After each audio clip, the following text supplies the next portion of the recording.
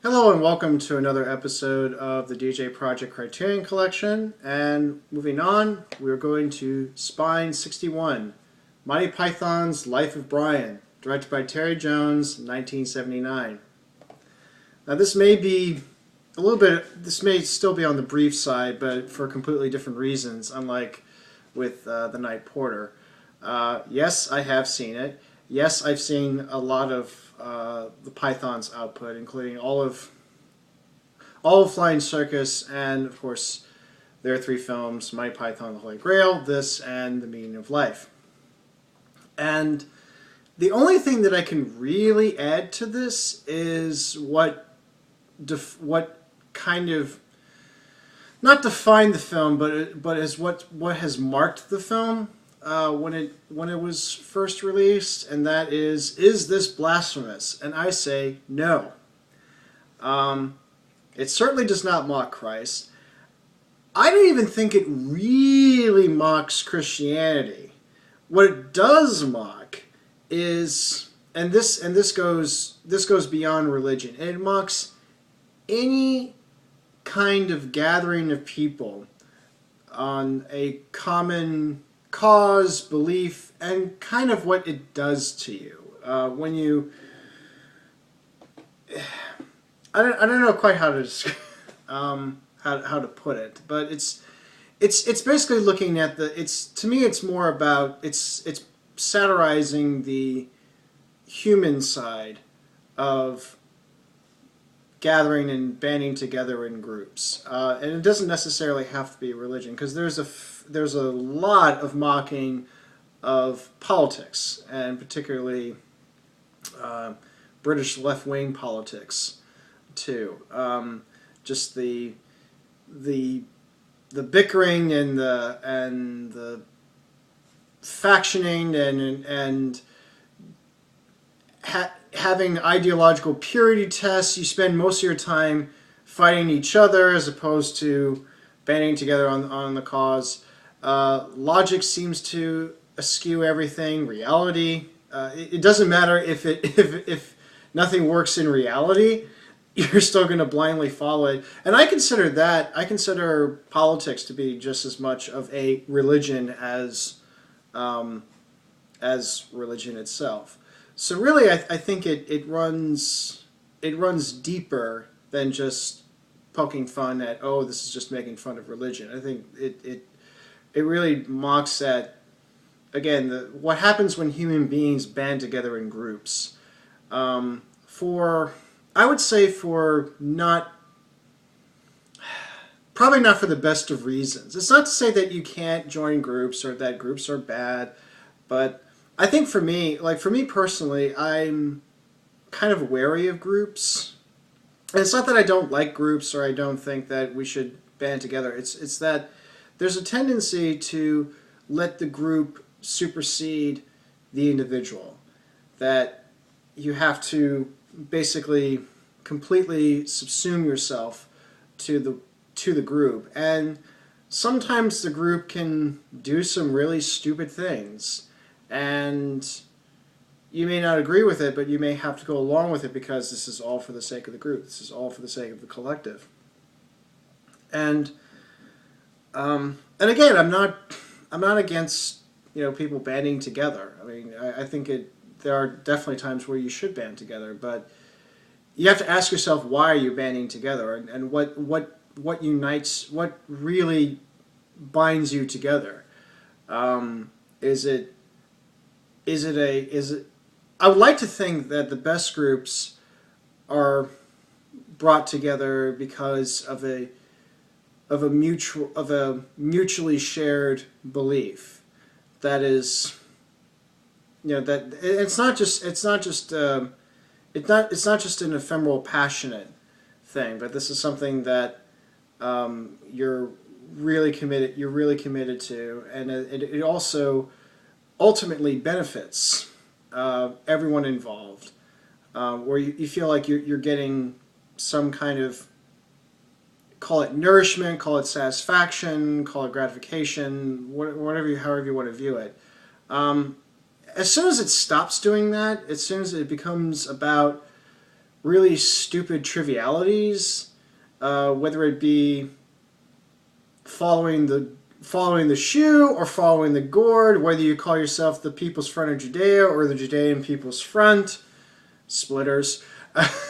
um, as soon as you get into that realm, then you really have to reconsider what it is that what is it that you're there for. So that's what I take away from Life of Brian, and a lot of people who are committed to their faith, including Christians, see it as that too. They don't really see it as necessarily. They certainly don't see it as mocking Jesus Christ directly, and they even don't really see it as mocking religion per se, because that's the other thing. Religion is often viewed as solely a negative. They can only possess negative qualities, and that's not really it.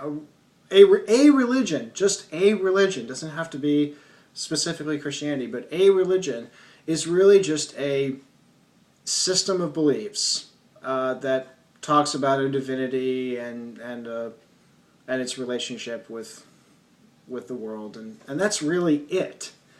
And what makes good religion or bad religion is what is it that you believe and what is the outcome. If you believe that this God can only be appeased with sacrifices and not just any sacrifices, but sacrificing babies, and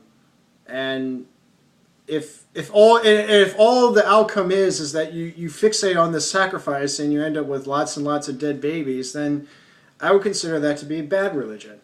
But if the systems of beliefs is you believe in a God who created the heavens and the earth, created humanity as good.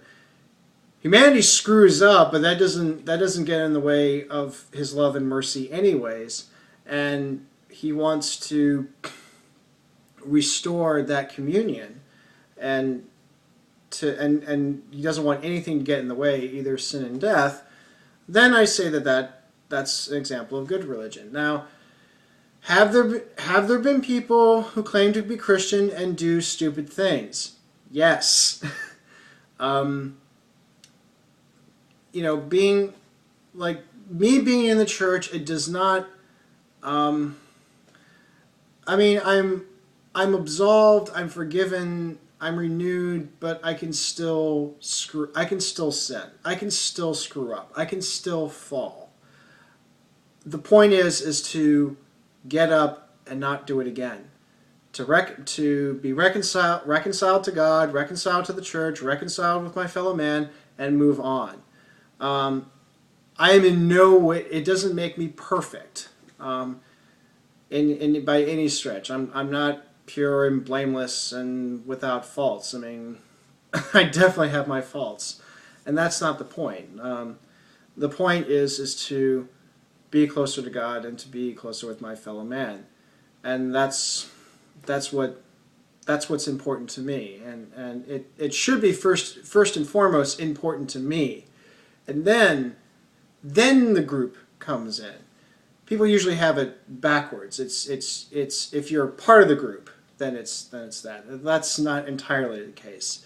It's you and the group simultaneously. It's not.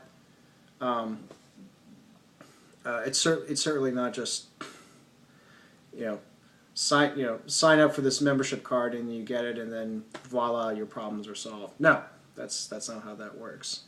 And so again, I see Life of Brian as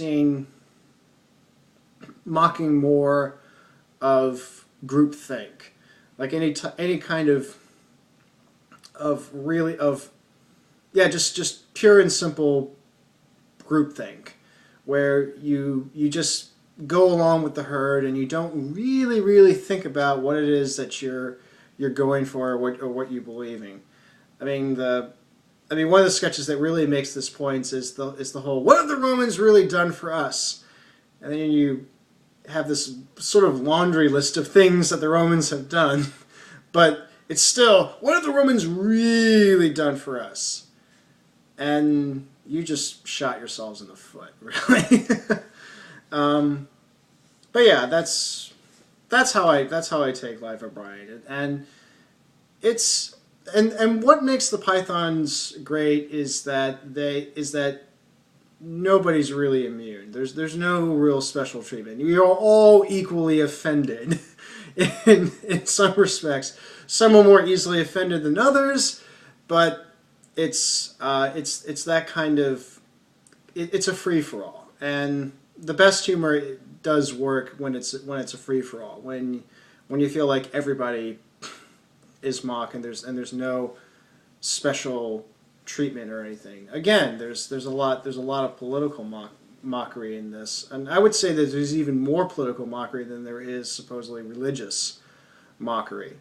And I think what explains both is that the underlying satire is about groupthink. It's what happens when you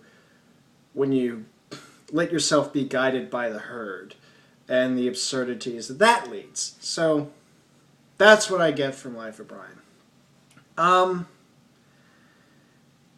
It's well, as far as the film itself, it's probably the of the three Python films, it's the one that has the seemingly the strongest narrative, and it's probably the most cohesive out of the three. I mean, to be fair, Meaning of Life was a bit more episodic, and it was dealing with just sort of general themes. And Holy Grail was kind of, yeah, it followed a storyline more or less, but it also was willing to kind of go into various tangents here and there. But Life of Brian seems to be the most cohesive in terms of look and feel and so forth. You feel like, yes, it's supposed to be in this time, but it also is more. It's less of AD 33 Roman Palestine and more 1979 than anything else.